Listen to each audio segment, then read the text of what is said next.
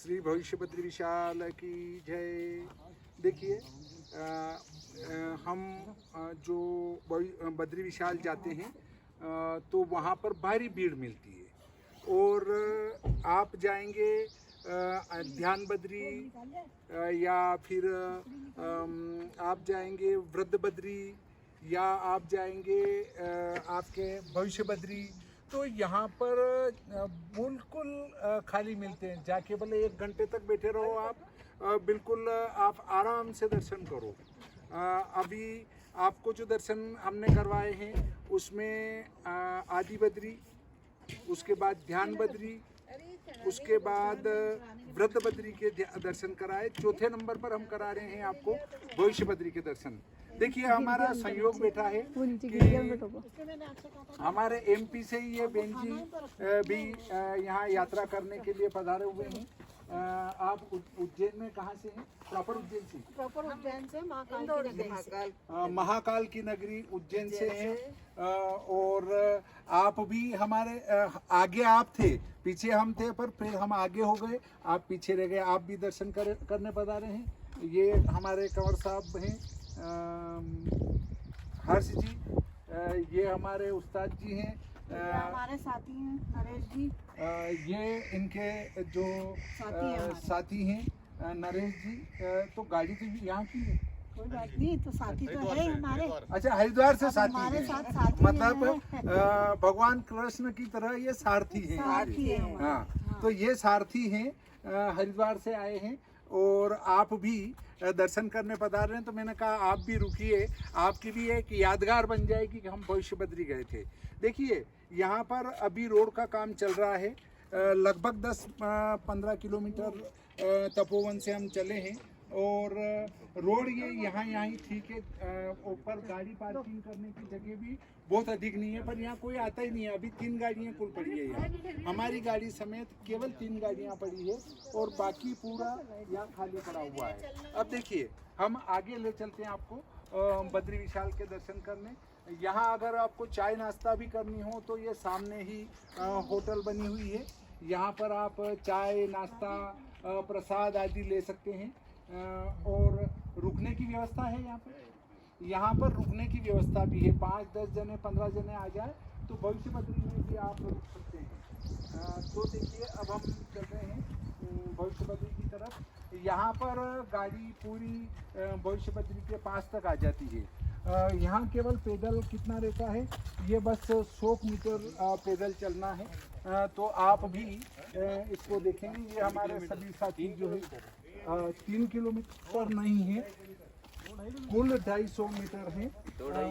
आप जो है देखें कि ये 250 मीटर आपको चढ़ के भी बताते हैं, बहुत ज़्यादा कठिन नहीं है, बहुत ही सरल और प्रेम से जाने जैसा मार्ग है।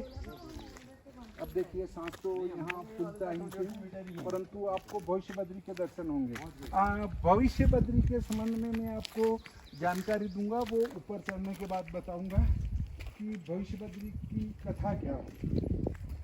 पर पहले आप हमारे साथ चढ़ते जाइए। चढ़ने से आपको भी इस मार्ग का पता चलेगा कि ये मार्ग कैसा है। विचार हम और केदार कराने की भी कर रहे हैं। कुल 7 केदार हैं। आदि केदार, बूढ़ा केदार और 5 केदार के नाम आपने सुने ही हैं। कल्पेश्वर, मध्यमेश्वर, तुंगनाथ, ये 5 और 2 और हैं। 7 बद्री हैं, 7 केदार हैं, परंतु जो मान्यता प्राप्त है वो 5-5 ही है।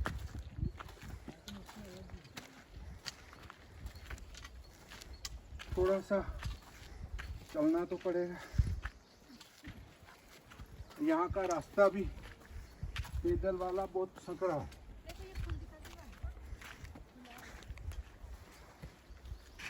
ये भविष्य बद्री से लगभग 70 किलोमीटर की दूरी पर चीन की सीमा आ जाती है। वहीं पर जो एक मशरूम टाइप घास उगती है वो इस समय प्राप्त होती है। आप उस घास को इस समय में प्राप्त कर सकते हैं। उससे कैंसर का इलाज होता है। कैंसर का इलाज में वो उपयोगी है।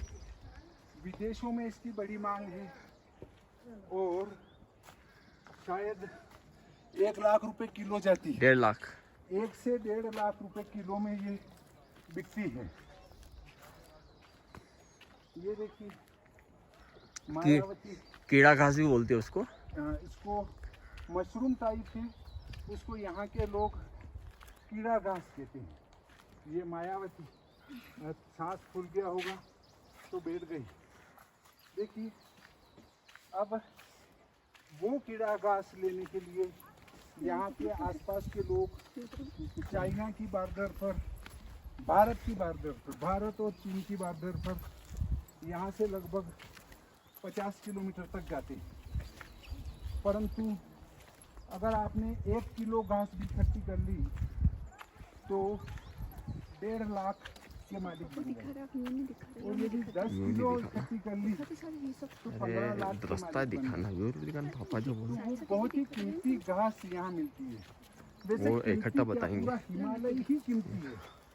अगर आप इस पूरे हिमालय के अंदर अगर आते ही तो कई कीमती जड़ी बूटियाँ हैं जो कि आपको पूरे भारत में अन्यत्र कहीं नहीं मिलेगी। हम वाईफाई भी साथ में लाए थे परंतु वो चला नहीं। इससे हमने केबल से ही वीडियो बनाना उचित समझा। मैंने सोचा अपने जो दर्शक हैं, सब्सक्राइबर्स हैं, उनको किसी भी प्रकार से लाभ दिया जाना ही चाहिए। तो निश्चित रूप से आपको इसका लाभ मिलेगा ही। देखिए ये पेड़ों के फूल कितने बढ़िया आ रहे हैं, सफ़ेद सफ़ेद फूल आ रहे हैं। और यहाँ पर बड़ी मधुमक्खी भ्रमण कर रही है और फूलों की घाटी में जाते हैं तो कई और मधुर फूल दिखते हैं। हमारा विचार फूलों की घाटी जाने का भी है। कोशिश करेंगे कि हम आपको फूलों की घाटी के सुंदर दर्शन भी करवाएं। तो हम यहाँ पर कुल सदस्य हैं। हमारे 2 तो सारथी हैं, एक उज्जैन वाले के और एक हमारे, और उसके बाद 3 जने हम हैं और 3 जने ये हैं। बाकी कोई भी यहाँ दिख नहीं रहा है। ऊपर जरूर 4-5 जने भविष्य बद्री के वहाँ दिख रहे हैं।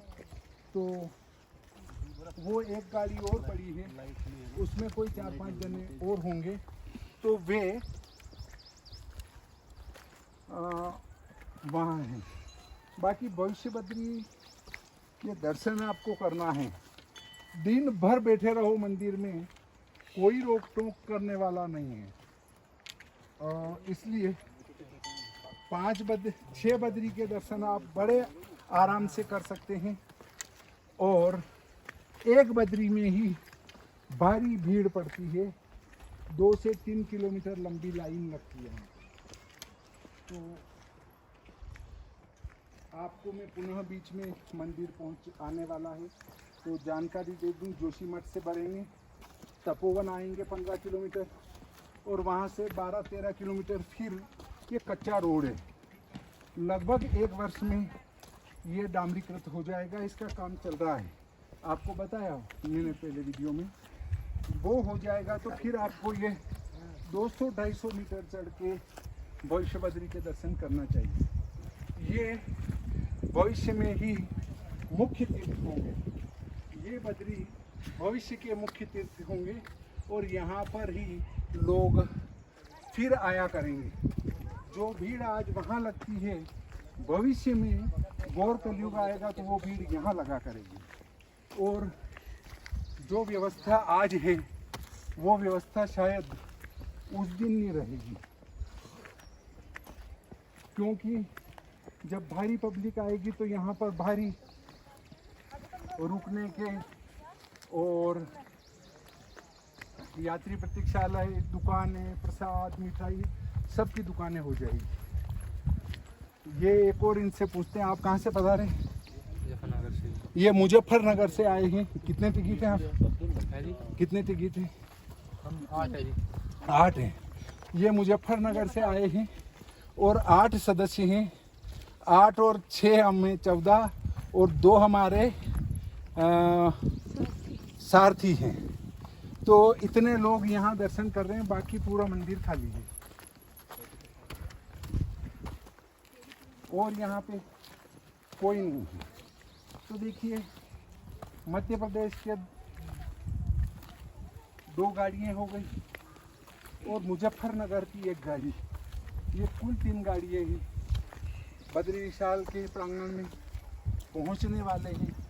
आप अपने अंदर भावना करें कि हे भविष्य बद्री, हमें भी दर्शन देना, हमें भी वो मौका देना जब हम आपके दरवाजे तक आपके दर्शन करने के लिए हाजिर हों।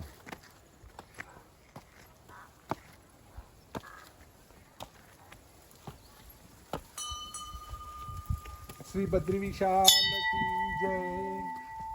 देखिए, ये हम भविष्य बद्री परिसर में पहुंच चुके हैं। अब आपको पूरा बताते हैं। ये केवल यहाँ एक हवन का है और यहाँ पूजा करने वाले ठहरते होंगे। ये एक छोटा सा यात्री प्रतीक्षालय है और एक छोटा सा उधर शौचालय है। बस एक नल चल रहा है, परमानेंट 24 घंटे चलता है और बिजली की यहाँ पर्याप्त व्यवस्था है। यात्री आ जाएं तो 200-250 किलोमीटर नीचे, 200-250 मीटर नीचे जो है ठहरने की व्यवस्था भी है। आप यहाँ रात्रि विश्राम भी कर सकते हैं। और देखिए, अब मैं आपको भविष्य बद्री के संबंध में जानकारी दूंगा। यहाँ बैठ जाता हूँ भविष्य बद्री की शरणों में, फिर बताता हूँ।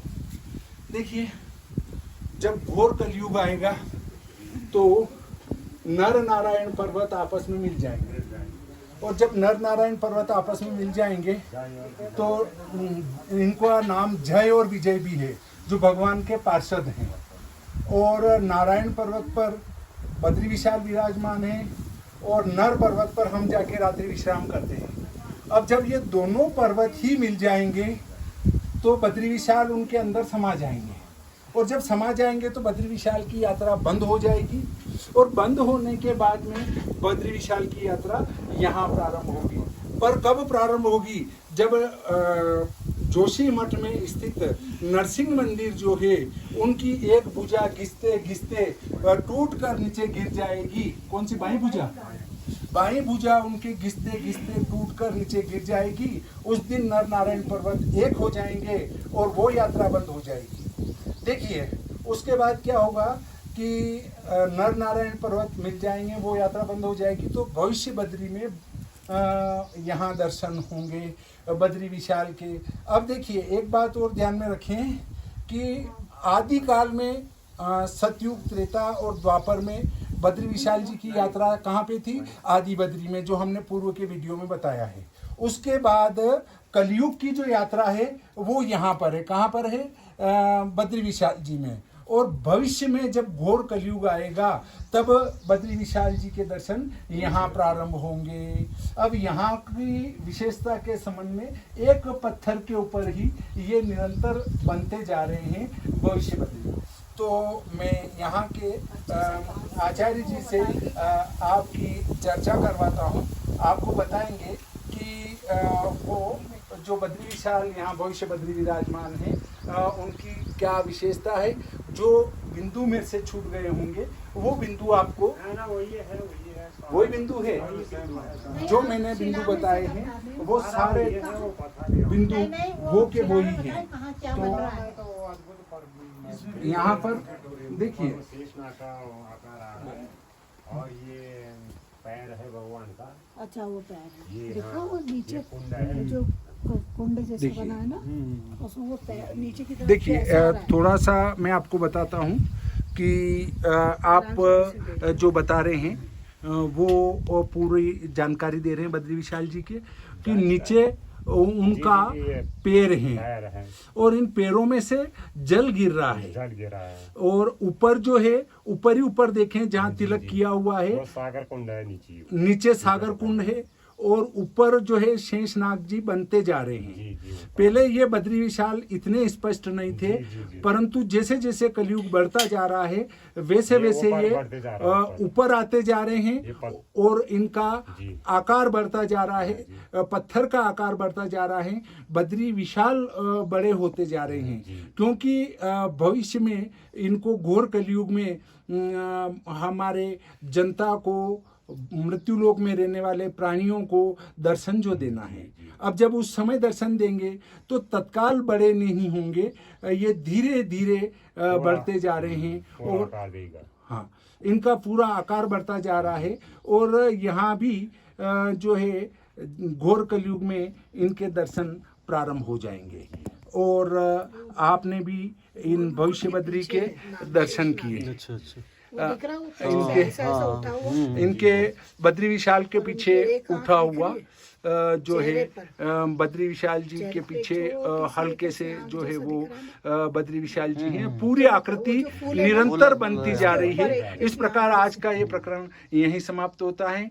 श्री बद्री विशाल जी की जय। देखिए यहाँ जो है भविष्य बद्री में अभी केवल बद्री विशाल ही बढ़ते जा रहे हैं। दूसरी बात है कि शेष जी आ गए हैं, तो बद्री विशाल के साथ तो शेष जी रहते ही हैं और अभी लक्ष्मी जी जो है अभी बने नहीं हैं, परंतु इनकी पूरी पंचायतन इसी पत्थर पर बन जाएगी। धीरे धीरे यहाँ प्रोग्रेस या उन्नति चालू है। और पीछे चल के आपको दिखाता हूँ कि ये शिला कितनी बड़ी। देखिए इस मंदिर के दर्शन परिक्रमा नहीं कर सकते हैं। अभी तो फिलहाल प्रकार ये शिला है जी, अभी ये पूरा देखिए कृष्ण भगवान जी इस पे ये जब ये पूरा पूरी भव्य रूप लेगा तो इसमें सभी जो है, इसमें पहले कोई साधु बताते थे, इसमें सब जो है प्रकट हो रहे हैं कह। देखिए लक्ष्मी जी ये भाई साहब हैं, ये बता रहे हैं कि ये जो गांव पीछे का शिला है, निवासी हूँ अच्छा, जी, इसीलिए थोड़ा अपने को इतना हल्का पता है। ये जो है एक शिला है, घास में दबी हुई है, पर बहुत बड़ी शिला है। इसी पर बद्री विशाल जी भी हैं। और आप बता रहे हैं कि एक संत महात्मा जी यहाँ पधारे थे, उनने बताया था इनको कि ये धीरे धीरे बद्री विशाल जी में आकृति उभरती जा रही है और अन्यान्य देवता पंचायतन वाले जो इनके साथ रहते हैं वे भी इस पर बनते जा रहे हैं। और एक समय आएगा कि इस पूरी शिला के ऊपर जो है सारे जो इनकी साथ रहने वाले देवता हैं, पंचायतन के इनके जो देवता हैं वो इस शिला के ऊपर बन जाएंगे। अब आप कहेंगे पंचायतन तो नारायण की कहाँ होगी? तो देखिए माता लक्ष्मी जी इनके साथ रहेंगी, इनके वाहन गरुड़ जी इनके साथ होंगे, इनके कबीर जी है, कुबेर जी है, कबीर जी गलत कहने में आ गया, कुबेर जी है, और इनके साथ ही अन्य देवता जो है वो यहाँ पर आकर विराजमान हो जाएंगे। कबीर जी का तो सनातन से कोई लेना देना नहीं है, वो तो अलग संत हुए हैं, निर्गुण पंथ के संत हुए हैं। और ये शिखर के दर्शन आप भी कर सकते हैं। शिखर दर्शन का भी फल मूर्ति दर्शन के बराबर होता है, इसलिए कहीं जाएं और मूर्ति के दर्शन न कर सके तो शिखर के दर्शन कर लें। देखिए भविष्य में क्या स्थिति बनने वाली है वो नहीं कह सकते हैं, परंतु हमारे सनातन धर्म में जितनी व्यवस्थाएं बताई गई हैं वे सब की सब भविष्य तक को लेकर बताई गई हैं। और लोग कहते हैं सनातन धर्म में अंधविश्वास है। अंधविश्वास नहीं, हमने तो पहले से सारी घोषणा कर रखी कि इस समय ये होगा और वो हो रहा है। अब ये प्रकरण यहीं समाप्त करते हैं।